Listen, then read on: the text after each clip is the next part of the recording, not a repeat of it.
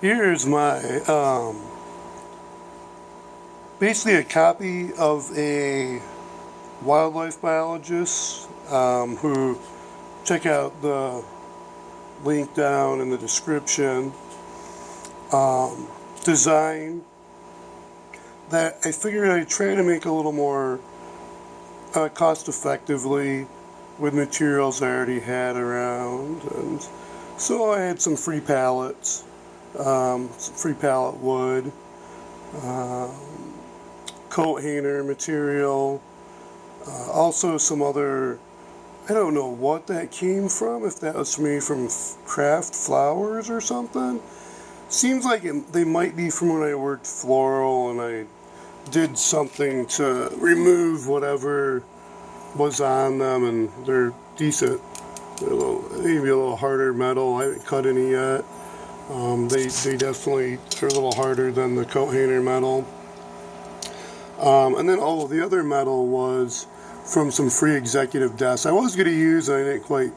I figured, well, what would be a little more cost effective and around coat hanger. So I grabbed the coat hanger. Where that hook part is? Oh, I guess. I bent out the coat part. So I grabbed the coat hanger for this part, and then for this part here, and I still have a little extra left over. So I was almost going to use two of these shorter pieces, and then I said, I don't want to braise. So I was going to braise them together, and I was like, I don't want to do that. Let's try making it even easier. I almost gave up on purchasing. The one item I did purchase were these little screw eyes, these little eye bolts, and they were something like $1 something. I think they're $1.98 or something. Don't quote me. At Menards.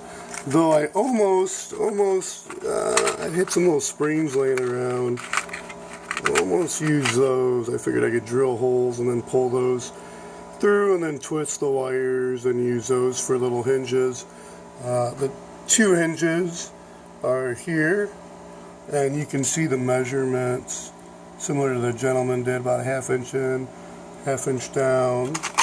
This is actually not completed yet. I still need to put a screw in here and then screw the top on, and then take the cage material and put that on the end. And I might take a little piece of extra wood and put down below just to reinforce a little more.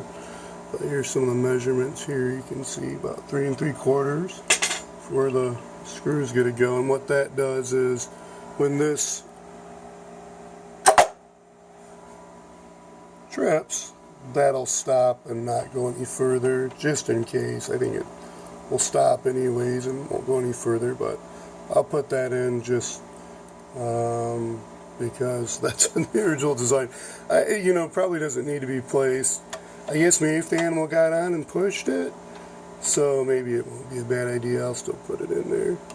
Measurements are spot on though. I mean, that's about the tightest spot, and then you can push through, way through, so probably not a bad idea to have there. Measurement here was this inside width, a little less, and then 3 3/4. You can see here, I'll pull this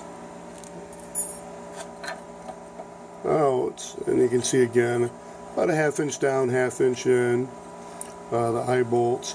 And then instead of using, I found some staples. I decided, that was kind of a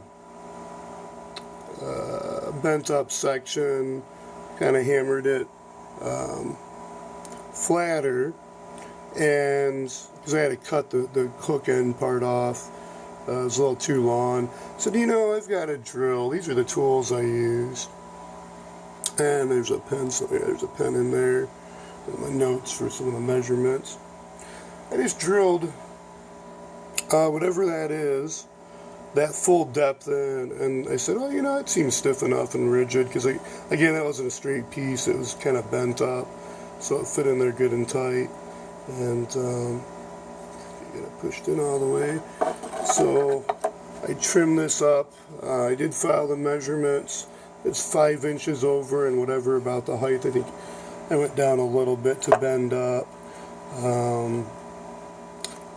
so that it's below this height. With some other measurements, the 3-inch back, 5-inch back, and then I went 7-inch from this for the axle, and I was going to go 1/2 inch up, and I wound up just going, I don't know what that even is. It was like the width of this, 1 line, 2 lines down. I drilled, and it wasn't super accurate, but did the same thing obviously on the other side. And a super simple trap. I'm going to finish it up, but I figured before I cover it up, I want to show these measurements. What's the other thing? Oh, 1/2 inch down for these. I think that's about all. I just kind of went with what the material I had at hand, and figured I have a young rabbit was what the goal was to use this for. Well, what happened? What happened? What do you think would happen? What do you think would happen? I'm out working in the mulch pit. I don't know if it's that rabbit, but I haven't seen that little rabbit around. But I did find a little bit on one of the little terraces. What'd I find? Some rabbit fur. So, I don't know if something came and got it, and I don't need this anymore. So it'll be interesting to see if I catch any squirrels or chipmunks. Well, anyways, I wanted to share this. I jotted it down, noted it was a thought I had on Facebook. So that Facebook post down below also, and for anybody in the future that sees this, you know, hopefully it's not too long-winded for you. Feel free to comment down below if you have any questions, comments, or suggestions.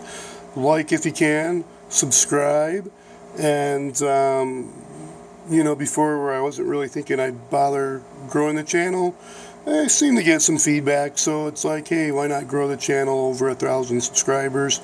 So that I can get sponsors and then maybe be able to show stuff, request items that others are interested in. Besides just the do-it-yourself, and then also cost-effective, you know, functional restorations of, you know, items you can save from the dump. And that includes other, you know, potential projects as well.